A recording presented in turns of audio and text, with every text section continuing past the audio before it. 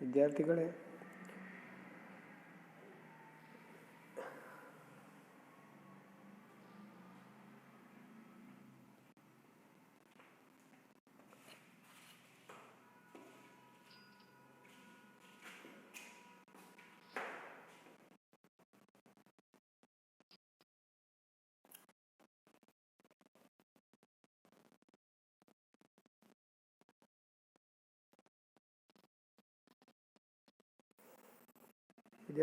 ಇಂದು ನಾವು ರಾಮಧಾರಿ ಸಿಂಹ ದಿನಕರ್ ಅವರು ರಚಿಸಿರ್ತಕ್ಕಂಥ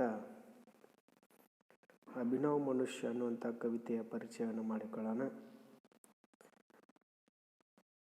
ಕವಿತೆ ತಿಳಿದುಕೊಳ್ಳೋದಕ್ಕಿಂತ ಪೂರ್ವದಲ್ಲಿ ರಾಮಧಾರಿ सिंह दिनकर ಅವರ ಪರಿಚಯವನ್ನು ಮಾಡಿಕೊಳ್ಳೋಣ.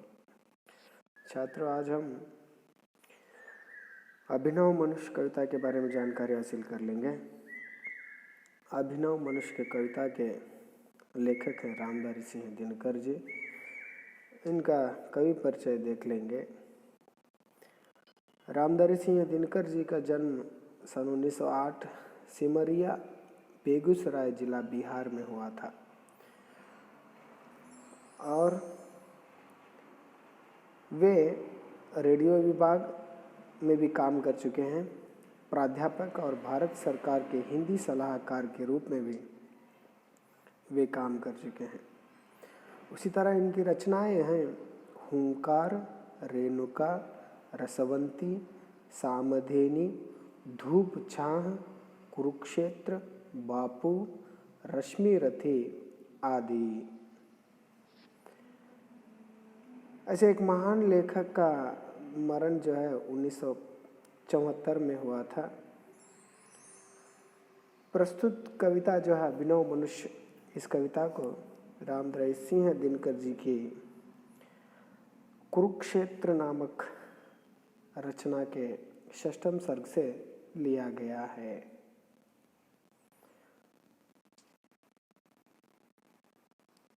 तो इस कविता द्वारा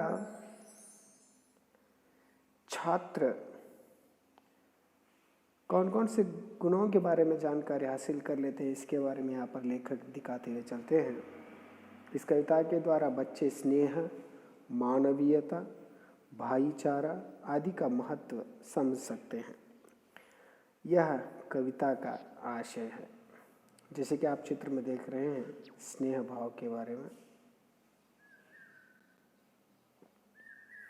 भाईचारे के बारे में, सहायता के गुण के बारे में, मानवीयताओं के बारे में आप सभी लोग जानकारी पा सकते हैं. ವಿದ್ಯಾರ್ಥಿಗಳೇ, ಪ್ರಸ್ತುತ ಕವಿತೆಯಿಂದ ನಾವೆಲ್ಲರೂ ಮಿತ್ರತ್ವ, ಮಾನವೀಯತೆ ಹಾಗೂ ಸಹೋದರತೆಯ ಮಹತ್ವವನ್ನು ತಿಳಿದುಕೊಳ್ಳಲಿದ್ದೇವೆ.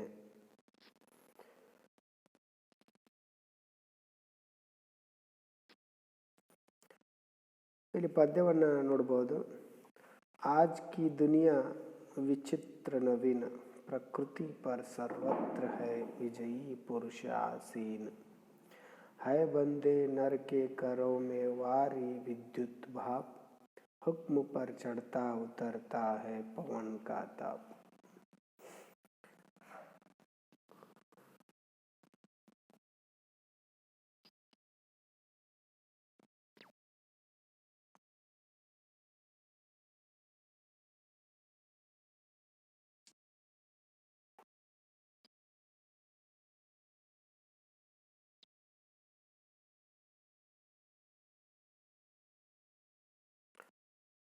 आज की दुनिया विचित्र और नवीन, ಪ್ರಕೃತಿ पर सर्वत्र है ವಿಜಯೀ ಪುರುಷ ಆಸೀನ್. ಪ್ರಸ್ತುತ ಕವಿತೆಯ ಪ್ರಾರಂಭದಲ್ಲಿನೇ ಲೇಖಕರು ಇಲ್ಲಿ ಜಗತ್ತನ್ನು ವಿಚಿತ್ರ ಮತ್ತು ನವನವೀನ ಅನ್ನುವಂಥ ಮಾತನ್ನು ಹೇಳ್ತಾ ಹೋಗ್ತಾರೆ. प्रकृति पर सर्वत्र है विजयी पुरुष आसीन. ऐसे एक विचित्र दुनिया पर, एक नवीन दुनिया पर, हर प्रकृति के हर तत्व पर विजय पाकर एक विजयी पुरुष बैठा हुआ है. ಲೇಖಕರು ಒಬ್ಬ ವಿಜಯಿ ಪುರುಷ ಯಾವುದರ ಮೇಲೆ ವಿಜಯವನ್ನು ಸಾಧಿಸಿದವನಪ್ಪ ಅಂತಂದರೆ ಆ ಪ್ರಕೃತಿಯ ಪ್ರತಿಯೊಂದು ತತ್ವದ ಮೇಲೂ ಸಹಿತ ವಿಜಯವನ್ನು ಹೊಂದಿರತಕ್ಕಂಥ ಒಬ್ಬ ವಿಜಯಿ ಪುರುಷ ಕುಳಿತುಕೊಂಡಿದ್ದಾನೆ ಅನ್ನೋಂಥ ಮಾತನ್ನು ಇಲ್ಲಿ ಹೇಳ್ತಾ ಹೋಗ್ತಾರೆ. ಹೈ ಬಂದೆ ನರಕೆ ಕರೋ ಮೇ ವಾರಿ ವಿದ್ಯುತ್ ಭಾವ್. ನೋಡ್ರಿ ಇಲ್ಲೇನು ಹೇಳ್ತಾ ಹೋಗ್ತಾನಪ್ಪ ಅಂತಂದರೆ, ಹೈ ಬಂದೆ ನರಕೆ ಕರೋ ಮೇ ವಾರಿ ವಿದ್ಯುತ್ ಭಾವ್. ಇವತ್ತು ಮನುಷ್ಯನ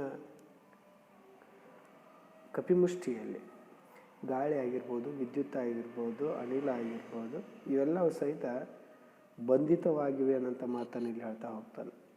ಹುಕ್ಮ ಪರ್ ಚढ़ता उतरता है पवन का ताप.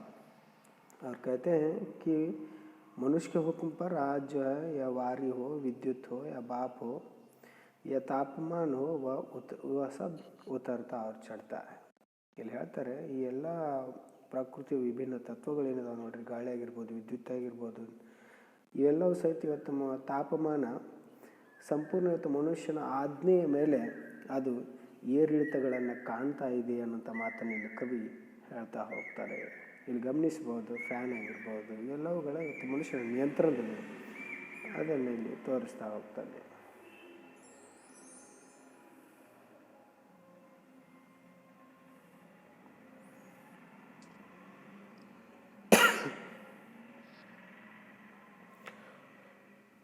है नहीं बाकी कहीं व्यवधान, लांग सकता नर सरित ಗಿರಿ ಸಿಂಧು ಏಕ ಸಮಾನ್.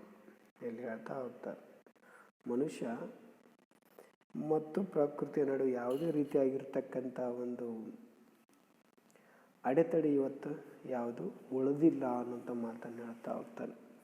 ಯಾವ ರೀತಿಯಪ್ಪ ಅಂತ, ಲಾಂಗ್ ಸಕ್ತಾ ನರ್ ಸರಿತ ಗಿರಿ ಸಿಂಧು ಏಕ ಸಮಾನ್. ಇವತ್ತು ಮನುಷ್ಯ ಒಂದೇ ಬಾರಿಗೆ ಇವತ್ತು ಮನುಷ್ಯ ಪ್ರಕೃತಿಯ ವಿಭಿನ್ನ ಮೂಲಗಳಾಗಿರ್ತಕ್ಕಂಥ ಸಾಗರ ಆಗಿರಬಹುದು, ಬೆಟ್ಟ ಆಗಿರಬಹುದು, ಅದೇ ರೀತಿಯಾಗಿ ನದಿಗಳನ್ನಾಗಿರ್ಬೋದು, ಇವೆಲ್ಲಗಳನ್ನು ಏನು ಮಾಡ್ತಾ ಇದ್ದೇನೆ ಅಂತ ಒಂದೇ ಸಮನೆ ದಾಟಬಲ್ಲ ಅನ್ನೋಂಥ ಮಾತನ್ನು ಇಲ್ಲಿ ಹೇಳ್ತಾ ಹೋಗ್ತಾನೆ. ನಾವು ಗಮನಿಸ್ಬೋದು, ಇವತ್ತು ಸರಾಗವಾಗಿ ಮೀನಿನಂತೆ ಈಜಾಡುವಂಥ ಒಂದು ಗುಣವನ್ನು ಮನುಷ್ಯ ಇವತ್ತು ಹೊಂದಿದ್ದಾನೆ. ಅದೇ ರೀತಿ ಹಕ್ಕಿಯಂತೆ ಹಾರಾಡುವಂಥ ಒಂದು ಗುಣವನ್ನು ಹಾರಾಡುವಂಥ ಒಂದು ಚಾತುರ್ಯತೆಯನ್ನು ಅವನು ಪಡೆದುಕೊಂಡಿದ್ದಾನೆ. ಅದೇ ರೀತಿಯಾಗಿ ಆ ಬೆಟ್ಟಗಳನ್ನು ಸರಾಗವಾಗಿ ಏರುವಂಥ ಒಂದು ಏನಪ್ಪ ಅಂತಂದರೆ ಪರಿಕಲ್ಪನೆ ಅಥವಾ ಒಂದು ವೈಶಿಷ್ಟ್ಯತೆ ಅವನಲ್ಲಿ ಇವತ್ತು ನಾವು ಕಾಣ್ತಾ ಇದ್ದೀವಿ ಅನ್ನೋಂಥ ಮಾತನ್ನು ಇಲ್ಲಿ ಹೇಳ್ತಾ ಹೋಗ್ತಾರೆ. ಯಹ ಮನುಜ್ ಜಿಸ್ಕಾ ಗಗನ್ ಮೇ ಜಾ ರಹಾ ಹಯ್ಯ. ಈ ಮನುಷ್ಯ ಇವಂದು ಇವತ್ತು ಯಾತ್ರೆ ಎಲ್ಲಿ ಹೊರಟಿದೆ ಅಂತ ಹೇಳ್ತಾನಪ್ಪ ಅಂತಂದರೆ, ಆಕಾಶದಲ್ಲಿ ಹೊರಟಿದೆ ಅನ್ನೋಂಥ ಮಾತನ್ನು ಹೇಳ್ತಾ ಹೋಗ್ತಾನೆ. ಕಾಂಪತೆ ಜಿಸ್ಕೆ ಕರೋಂ ಕೋ ದೇಖ್ ಕರ್ ಪರಮಾಣು. ನೋಡ್ರಿ, ಈ ಮನುಷ್ಯಂದು ಇವತ್ತು ಯಾತ್ರೆ ಎಲ್ಲಿ ಹೊರಟಪ್ಪ ಅಂತಂದರೆ ಗಗನದಲ್ಲಿ ಹೊರಟಿದೆ. ಇವನನ್ನು ನೋಡಿ ಇವತ್ತೇನು ಮಾಡ್ತಾ ಇದ್ದಪ್ಪ ಅಂತಂದರೆ ಪರಮಾಣುಗಳು ಸಹಿತ ಏನು ಮಾಡ್ತಾ ಇದ್ದಾವೆ, ಹೆದರ್ತಾ ಇದ್ದಾವೆ ಅನ್ನೋಂಥ ಮಾತನ್ನಲ್ಲಿ ಹೇಳ್ತಾ ಹೋಗ್ತೀವಿ. ಇವನ ಕೈಗಳನ್ನು ಕಂಡು ಪರಮಾಣುಗಳು ಸಹಿತ ಹೆದರ್ತಾ ಇದ್ದಾವೆ ಅಂದರೆ ಪರಮಾಣು ಎಂಥ ಒಂದು ಅಪಘಾತವನ್ನುಂಟು ಮಾಡುವಂಥ ಒಂದು ಅಣು, ಅದು ಸಹಿತ ಇವತ್ತು ಏನು ಮಾಡ್ತಾ ಇದೆಯಪ್ಪ ಅಂತಂದ್ರೆ ಮನುಷ್ಯನ ನೋಡಿ ಹೆದರ್ತಾ ಇದೆ ಅನ್ನೋಂಥ ಮಾತನ್ನು ಇಲ್ಲಿ ಹೇಳ್ತಾ ಹೋಗ್ತಾರೆ. यह मनुज जो सृष्टि का श्रृंगार, ज्ञान का विज्ञान का आलोक का आगार. ನೋಡ್ರಿ, ಇಲ್ಲಿ ಹೇಳ್ತಾ ಹೋಗ್ತಾರೆ ಲೇಖಕರು ಏನಪ್ಪ ಅಂತಂದರೆ, ಈ ಮನುಷ್ಯ ಸೃಷ್ಟಿಯ ಒಂದು ಅಲಂಕಾರ ಅನ್ನೋಂಥ ಮಾತನ್ನು ಹೇಳ್ತಾ ಹೋಗ್ತಾರೆ. ಅದರ ಜೊತೆಗೆ ಈ ಮನುಷ್ಯ ಸೃಷ್ಟಿ ಅಲಂಕಾರ ಆಗೋದ್ರ ಜೊತೆಗೆ ಜ್ಞಾನದ ವಿಜ್ಞಾನದ ಆಲೋಕ ಅಂದರೆ ಕಾಣದೇ ಇರತಕ್ಕಂಥ ಒಂದು ಲೋಕ, ಈ ಎಲ್ಲದರ ಒಂದು ಜ್ಞಾನದ ಆಗರ ಯಾರಪ್ಪ ಅಂತಂದರೆ ಮನುಷ್ಯ ಅನ್ನುವಂಥ ಮಾತನ್ನು ಹೇಳ್ತಾ ಹೋಗ್ತಾರೆ. ವ್ಯೋಮ ಸೇ ಪಾತಾಲ್ ತಕ್ ಸಬ್ ಕುಚ್ ಇಸೆ ಹೈ ಜ್ಞೇಯ. ವ್ಯೋಮದಿಂದ ಹಿಡಿದು ಪಾತಾಳದವರೆಗೆ, ಬಾಹ್ಯಾಕಾಶದಿಂದ ಹಿಡಿದು ಈ ಭೂಮಿಯ ಕೆಳಗಿರ್ತಕ್ಕಂಥ ಪಾತಾಳದ ಒಂದು ಸಂಪೂರ್ಣ ಜ್ಞಾನ ಇವತ್ತು ಮನುಷ್ಯನಿಗೆ ಇದೆ ಅನ್ನುವಂಥ ಮಾತನ್ನು ಹೇಳ್ತಾ ಹೋಗ್ತಾರೆ. ಪರ್ ನ ಯಹ ಪರಿಚಯ ಮನುಜ ಕಾ ಯಹ ನ ಉಸ್ಕ ಶ್ರೇಯ. ಆದರೆ ಇದು ಅವನ ನಿಜವಾದ ಪರಿಚಯವಲ್ಲ. ಯಹ ನ ಉಸ್ಕಾ ಶ್ರೇಯ, ಇದು ಅವನ ಸಾಧನೆ ಅಲ್ಲ ಅನ್ನೋಂಥ ಮಾತನ್ನು ಇಲ್ಲಿ ಹೇಳ್ತಾ ಹೋಗ್ತಾರೆ. ಇಷ್ಟೆಲ್ಲ ಜ್ಞಾನ ಮನುಷ್ಯನಿಗೆ ಇದೆ.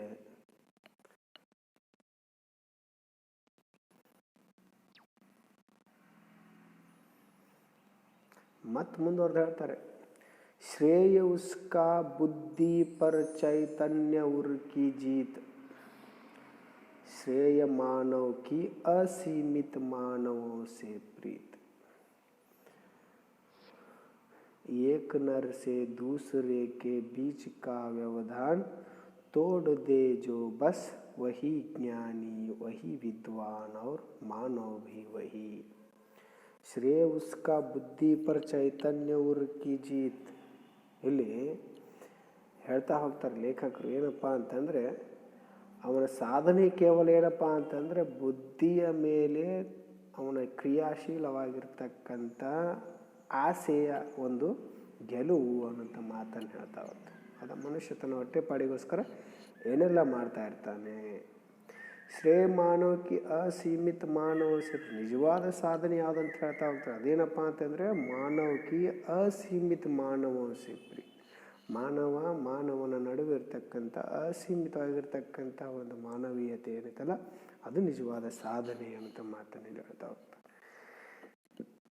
ಏಕ್ ನರ್ ಸೆ ದೂಸರೆ ಕೆ ಬೀಚ್ ಕಾ ವ್ಯವಧಾನ್ ತೋಡದೆ, ಒಬ್ಬ ಮನುಷ್ಯ ಮತ್ತೊಬ್ಬ ಮನುಷ್ಯ ನಡುವೆ ಇರತಕ್ಕಂಥ ಒಂದು ಅಡೆತಡೆಯನ್ನು, ದೂರವನ್ನು, ದ್ವೇಷವನ್ನು, ಭೇದವನ್ನು ಯಾರು ದೂರ ಮಾಡ್ತಾರಲ್ಲ, ಮುರಿದು ಹಾಕ್ತಾರಲ್ಲ, ಒಡೆದು ಹಾಕ್ತಾರಲ್ಲ, ಬಸ್ ವಹಿ ಜ್ಞಾನಿ ವಹಿ ವಿದ್ವಾನ್ ಅವ್ರ ಮಾನವ ಭಿ ವಹಿ, ಅವನೇ ನಿಜವಾದ ಜ್ಞಾನವಂತ, ಜೊತೆಗೆ ಅವನೇ ನಿಜವಾದ ವಿದ್ವಾನ, ಪಂಡಿತ ಅನ್ನೋಂಥ ಮಾತನ್ನು ಹೇಳ್ತಾ ಹೋಗ್ತಾರೆ. ಜೊತೆಗೆ ಅವ್ರ ಮಾನವ ಭಿ ವಹಿ, ನಿಜವಾದ ಮಾನವನ ಪರಿಚಯನೇ ಅದು ಅನ್ನೋಂಥ ಮಾತನ್ನು ಇಲ್ಲಿ ಲೇಖಕರು ಹೇಳ್ತಾ ಹೋಗ್ತಾರೆ.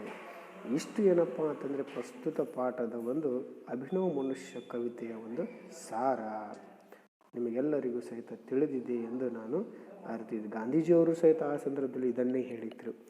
ಮಾನವ ನಡುವೆ ದ್ವೇಷ ಭಾವನೆಯನ್ನು ಹೊಡೆದೋಡಿಸಬೇಕು ಅನ್ನೋಂಥ ಮಾತನ್ನು ಅವಾಗ ಅವರು ಹೇಳಿದರು.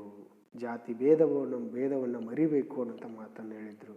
ಇದನ್ನು ನಾವು ನಮ್ಮ ಜೀವನದಲ್ಲಿ ಅಳವಡಿಸಿಕೊಳ್ಳೋದು ಅತಿ ಅವಶ್ಯಕ ಅನ್ನೋಂಥ ಮಾತನ್ನು ಈ ಸಂದರ್ಭದಲ್ಲಿ ಹೇಳಿ ಈ ಒಂದು ಕವಿತೆಯನ್ನು ನಾವು ಇಲ್ಲಿಗೆ ಮುಗಿಸೋಣ. ಕವಿತೆಯ ಆಶಯ ಭಾಗ ನಾವು ಇಲ್ಲಿ ನೋಡಿದಾಗ, ಸಂಪೂರ್ಣ ಭಾವಾರ್ಥವನ್ನು ನೋಡಿದಾಗ इस पद्य भाग में कवि दिनकर जी ने एक और आधुनिक युग में मनुष्य की भौतिक साधना तथा प्रगति और वैज्ञानिक क्षेत्र में अतुल्य और अद्वितीय आविष्कारों का विश्लेषण किया है. ಪ್ರಸ್ತುತ ಕವಿತೆಯಲ್ಲಿ ಆ ಆಶಯವನ್ನು ಹೇಳ್ತಾ ಹೋಗ್ತಾರೆ. ಏನಪ್ಪ ಅಂತಂದರೆ ಭೌತಿಕ ಸಾಧನೆ ಮನುಷ್ಯ ಎಷ್ಟನ್ನು ಸಾಧಿಸಿದ್ದಾನೆ, ಅದೇ ರೀತಿ ಭೌತಿಕವಾಗಿ ಎಷ್ಟು ಪ್ರಗತಿ ಹೊಂದಿದ್ದಾನೆ, ವೈಜ್ಞಾನಿಕ ಕ್ಷೇತ್ರದಲ್ಲಿ ಏನೆಲ್ಲ ಅತ್ಯಮೂಲ್ಯವಾಗಿರ್ತಕ್ಕಂಥ ಸಾಧನೆಯನ್ನು, ಆವಿಷ್ಕಾರಗಳನ್ನು, ಸಂಶೋಧನೆಗಳನ್ನು ಆತ ಮಾಡಿದ್ದಾನೆ ಅನ್ನೋದರ ವಿಶ್ಲೇಷಣೆಯನ್ನು ಮಾಡ್ತಾ ಹೋಗ್ತಾರೆ. तो दूसरी ओर मनुष्य की सिद्धि और मानवीयता के वास्तविक गुणों का परिचय दिया है.